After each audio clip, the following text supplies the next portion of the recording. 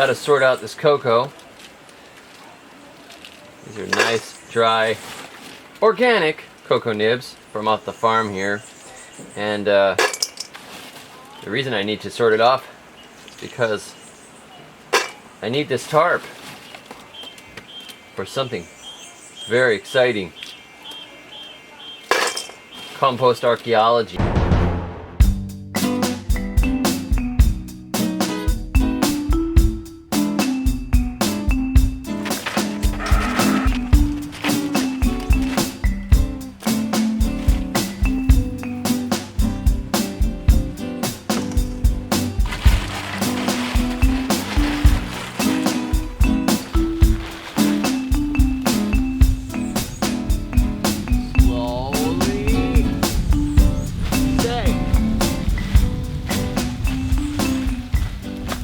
Welcome back.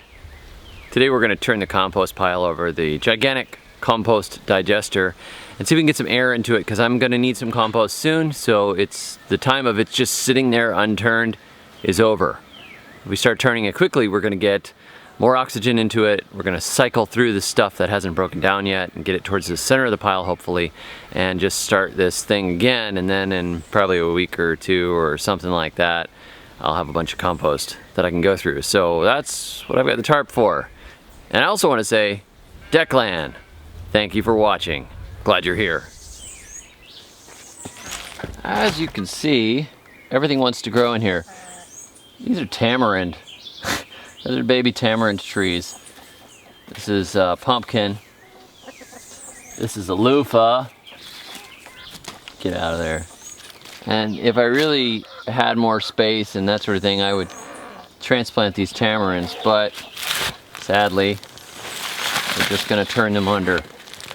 There's a lot of clay that I put on top, along with all kinds of compost, compostable materials.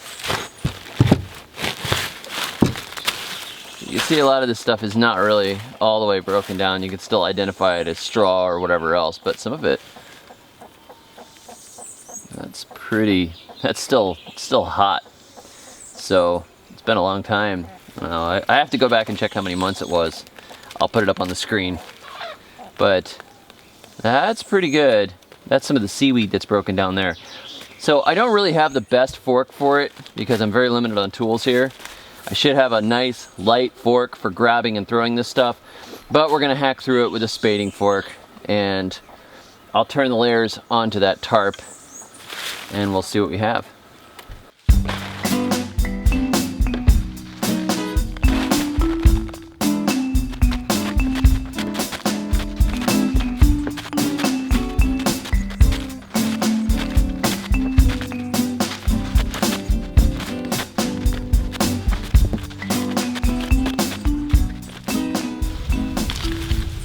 It's nice and warm in the middle here.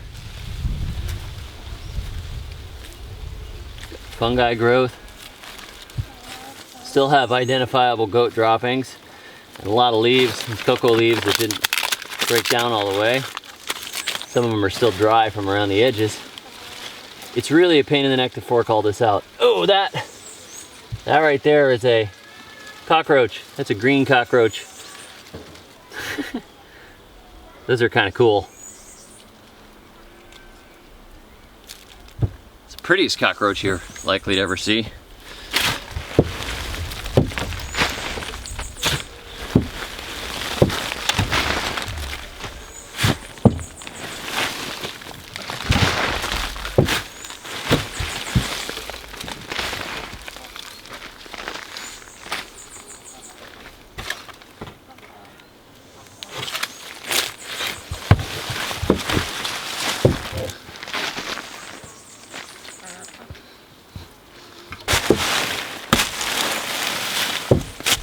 Oh, there's a lot of them.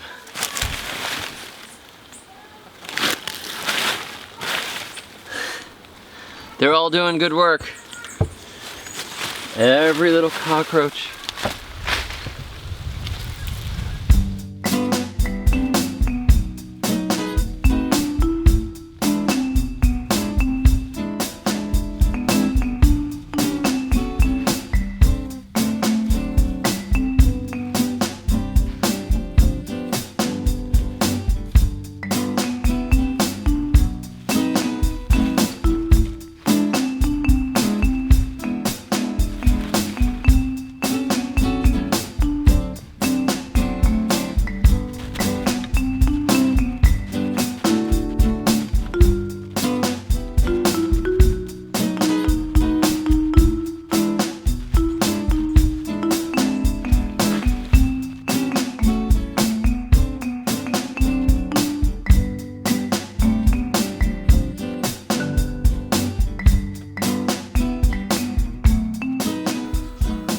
getting near the bottom now. As you can see, as we get close to the bottom here, it's broken down a lot more, and that's because this stuff went in first, and then it was followed maybe, you know, over the next couple of months by subsequent layers. This material is pretty broken down and looking pretty good. So what I want to do is get the air back in here, like I said. So I might just dig half of this material over to the other half and get the air in it that way, and then pile back in all of what I put on the tarp. That's going to get it hot again and break it down quickly.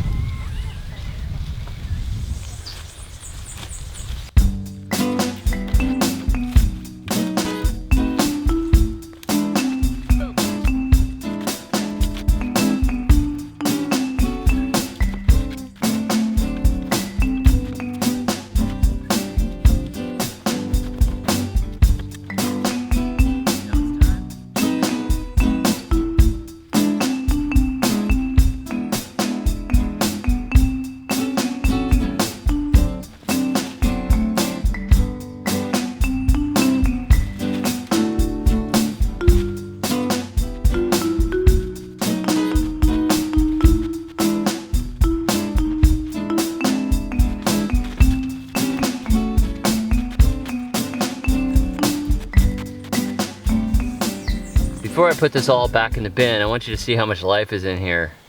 There are little pill bugs or sow bugs. There are roaches. They're too fast to catch. Little roaches. I've found millipedes. Little flies, black soldier fly larvae, little centipedes. The thing that you can't see in here that's really incredibly active is how many bacteria and fungi are working in here right now. There is a massive amount of bacteria and fungi that are chewing up, living short, crazy, brutish lives, chewing it up and turning it over, killing each other, and then their bodies are feeding the compost pile as they go. There is a lot of life, billions and billions and billions, probably trillions of bacteria in this pile, and you can't, you know, we're not seeing those.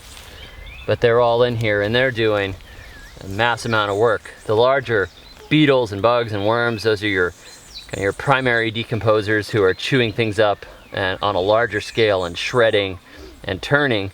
But those bacteria are doing the massive work of breaking it all down into humus. This pile here, the thing that didn't break down the most was these cocoa leaves. I wanted these because cocoa leaves are rich in nutrients. But the cocoa leaves didn't break down. If it wasn't for the cocoa leaves, I could basically sift this right now and get compost. I mean, I could still see the occasional goat dropping or whatever else, but this is pretty close to finished compost. But I want those leaves to bust down some more and feed the ground. We want that carbon. Grass clippings, you can still see a little of it. I pulled a piece of coconut out of here, and the coconut was just shredding to pieces easily. There are pieces of coconuts in here that were just turning to mush when I worked them with my hands, and there's a lot of biological activity going on in this pile. It's pretty amazing. I like to dig in and see what's living in it. Wish I had a microscope right now.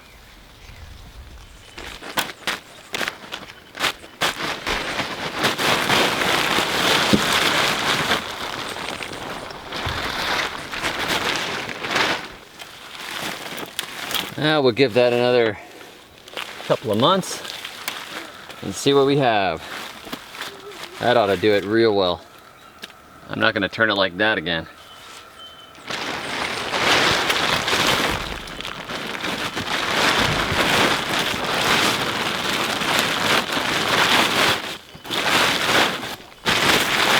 Just shut it in like this to keep it a little warmer and keep the rain off the top. Keep it from cooling it down, because I think it's going to heat up real nice after that turning.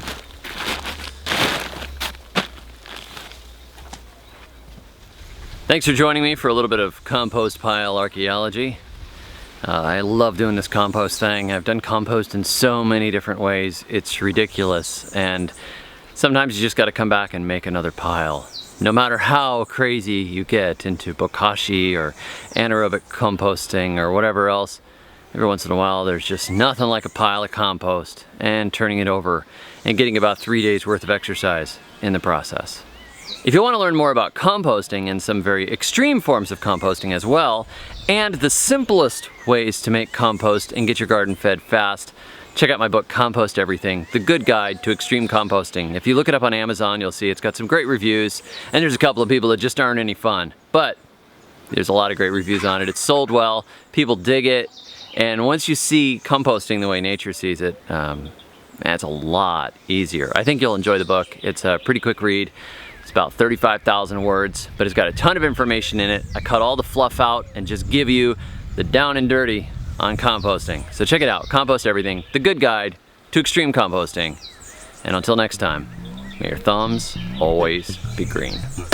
When I was only just a little bitty kid, let me tell you what my daddy did. He took me to the edge of a great big cliff. We watched the sunset, then he said this: "Listen, little good, I got some words of advice. There are men who are men, and men who are mice. When someone crosses you, you make them think twice. So put these words in your mnemonic device. Be nice to your mother, and always say please. Be loyal to friends, and compost your enemies. Be nice to your mother, and always say please. Be loyal to friends, and compost your enemies. Be nice to your mother, and always say please. Be loyal to friends,